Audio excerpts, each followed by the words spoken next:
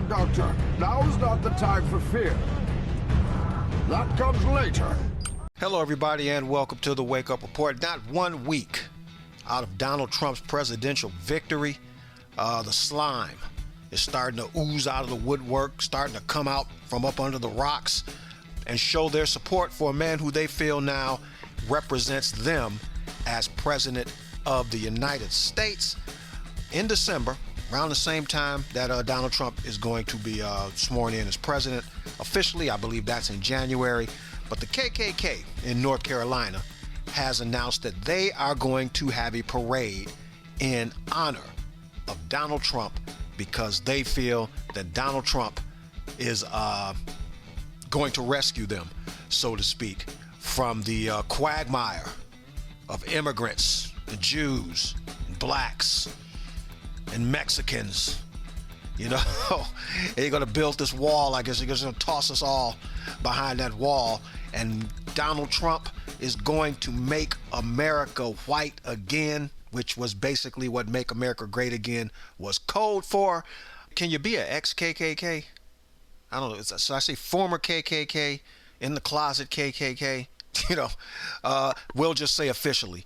KKK member David Duke, in a recent article, was quoted as saying that Donald Trump's election was one of the most exciting nights of my life, and he rejoiced in the fact that our people helped him keep Hillary Clinton out of the White House. So you can take the our people and assign whatever code that you wish to assign it to. And in addition to that lovely quote, it has been reported that hate groups have been springing up across the country. A lot of hate graffiti has been scrawled on walls and things like that, with the swastika and Trump's name under it.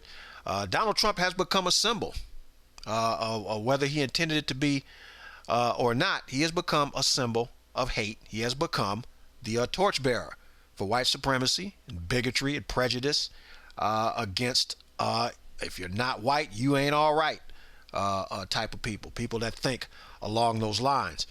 It did not help President Trump much that during his campaign he refused to denounce the KKK after they lent their support to him during his presidential run.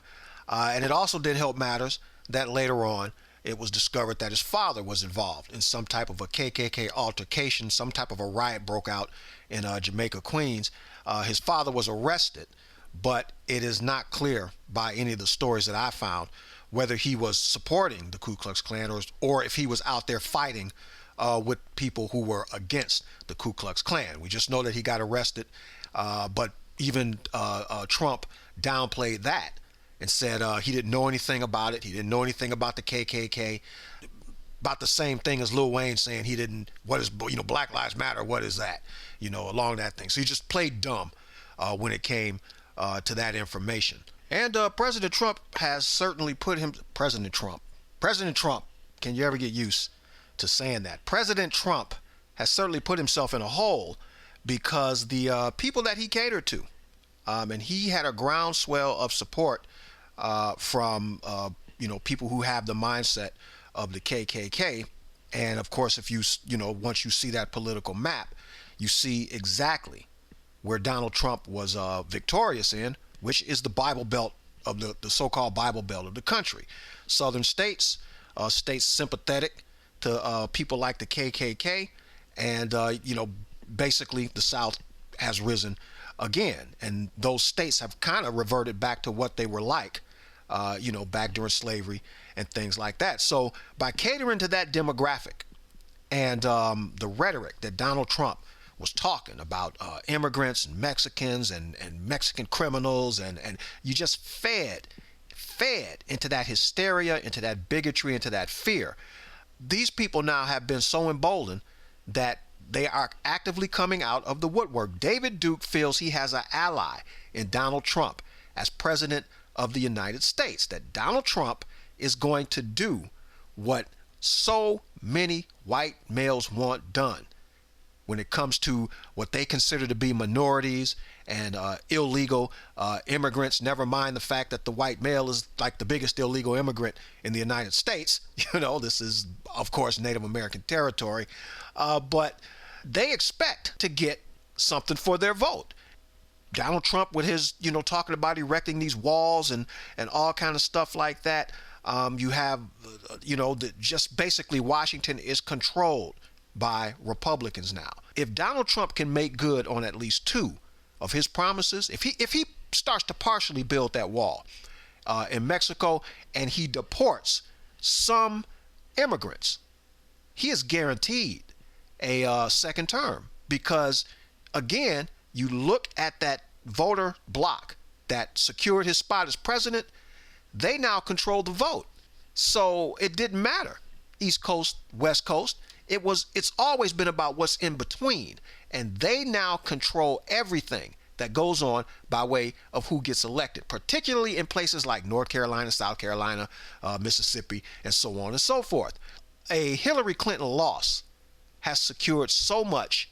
A Hillary Clinton loss and a Donald Trump victory has secured so much unrest, uncertainty in this country. Now, he won. He's president. Like Hillary said, you have to give him a chance to lead. You have to give him a chance to do what it is that he says he's going to do. Donald Trump pulled the wrong ticket when it came to these guys. And how you're going to satisfy them and what you're going to do for them within this next 4 years, because you got to do something. Otherwise, they're going to see that you sold them out. That's how they're going to perceive it, that you sold them out. So with all of Washington now under Republican control, the empire, they're expecting the empire to strike back, so to speak.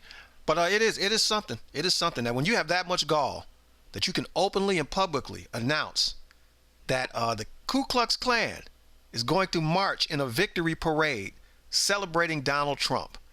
And this is 2016. That is something else, man. But you guys had your chance, though. You blew it. You let all these emails and that email crap and all this, I hate Hillary Clinton and Hillary Clinton can't be trusted and Hillary Clinton is the devil and all this mess. It's your fault. See, my thing is, don't be out here in the streets now protesting and yelling and screaming because you're not satisfied with the results. You got what it is that you wanted to get. You didn't want Hillary Clinton, and by not voting, if you disliked Hillary Clinton so much and you disliked Donald Trump so much that you says, I'm not going to vote for either one of them, what you did was you wound up voting for Donald Trump indirectly. And that's what a lot of people don't understand about voting. It's not who you like. It's not who you like or who you dislike, in particular. Of course, you have to like your candidate or your pick somewhat. Based on what we have, who's going to be the best choice to continue to run the country and keep it on a stable level? And this is not just about the United States. This is around this election has reverberated around the world. You have some people that just see the United States as an absolute joke now, that a guy from reality TV and real estate is president of the United States that has no presidential experience whatsoever. And this man is going to go from a nation to nation and going to set policies. It really is. It is so bizarre. It is just uncharted territory. Donald Trump has to do a good job. He absolutely has to. Donald Trump cannot fail as president. You can't impeach him. He hasn't done anything wrong to be impeached. All you can do at this point is throw your support behind President Trump and give him a chance to lead, give him a chance to do what it is that he says he can do and he is going to do. But this mess with the KKK, and you can have parades now, for you black people too, boy. Oh my goodness, you dumb Negroes. You just, I can't even blame the KKK. White men rallied themselves and got themselves together, and they made a push to get somebody in the White House that is going to look out for them, supposedly. is going to look out for them, because they're that calling card. They're gonna want that ticket punched after a while. But the point is, they got themselves together and did what it is that they had to do.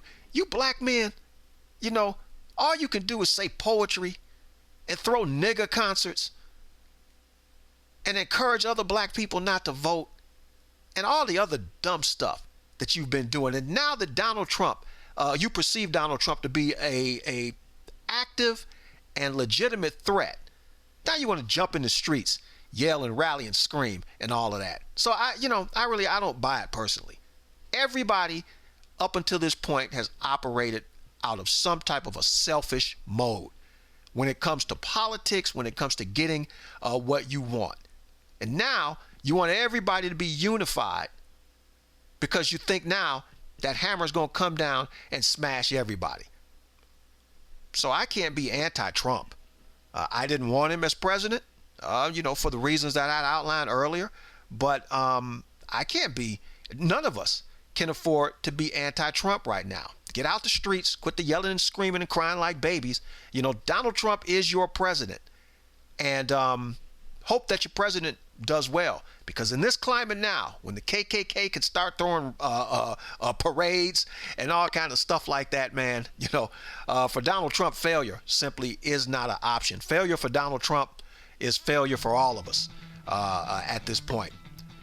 Or success for Donald Trump, for some people, may be a success, which may be a failure for a lot of us. This is KTM and the Wake Up Report saying, think a little bit. It will do wonders for you.